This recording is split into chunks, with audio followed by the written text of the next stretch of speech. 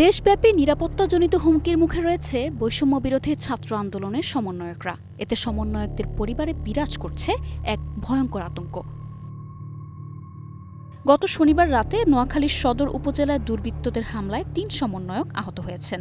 কে বা কারা এই কাজ করছে এ নিয়ে কোনো তথ্য পাওয়া যায়নি। ছাত্র আন্দোলনের এক সমন্বয়কের দাবি, নিষিদ্ধ ঘোষিত ছাত্রলীগ এই হামলা চালিয়েছে। শুধু যে মারধর বা অতর্কিত হামলা চালানো হচ্ছে তা কিন্তু নয়, তারা বিভিন্ন সময়ে মৃত্যুর হুমকিও পাচ্ছেন। গভীর রাতে বগুড়ায় ছাত্র আন্দোলনের সমন্বয়ক আহসান হাবিব সাইমের বাড়ির দেয়ালে গত ডিসেম্বরের শেষের দিকে মৃত্যুর জন্য প্রস্তুতি নাও লিখে হুমকি দিয়েছে দুর্বৃত্তরা।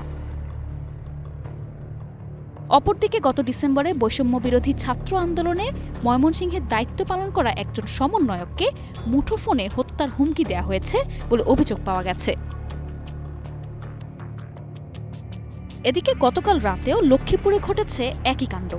বাড়ির সামনের দেয়াল লিখনের মাধ্যমে বৈষম্য বিরোধী ছাত্র আন্দোলনের সমন্বয়ককে হত্যার হুমকি দেওয়া হয়েছে।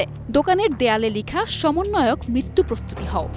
এই ঘটনার পর থেকে পরিবারের লোকজন ও এলাকার মানুষের মাঝে আতঙ্ক তৈরি হয়। এছাড়া বিভিন্ন দেয়ালে জয় বাংলা, হাসিনা আসবে, মুজিববাদ, ছাত্রলীগ আসবে এমন লেখায় ছেয়ে গেছে। অন্যদিকে বৈষম্য বিরোধী ছাত্র আন্দোলনের আরেক সমন্বয়ক বায়েজিদ হোসেনের গ্রামের বাড়িতে রাতের অন্ধকারে মোটরসাইকেল যোগে মহড়া দেওয়া হয়েছে বলে অভিযোগ করা হয়েছে। কোটি কোটি মানুষের ভালোবাসায় ফ্রিজ, টিভি এবং এসিতে দেশের ১ নম্বর ব্র্যান্ড ওয়ালটন। এছাড়াও দেশের বিভিন্ন জেলা থেকে অভিযোগ আসছে সমন্বয়কদের উপর হামলা হচ্ছে অথবা মৃত্যুর হুমকি পেয়ে যাচ্ছে প্রতিনিয়ত। কে বা কারা তাদের এমন হুমকি দিয়ে যাচ্ছে এর কোনো হদিশ এখনো পাওয়া যায়নি। তবে সমন্বয়কদের দাবি এগুলো ছাত্রলীগের কাজ। নিশা আলম, নিউজ ডেস্ক, ২১ টেলিভিশন।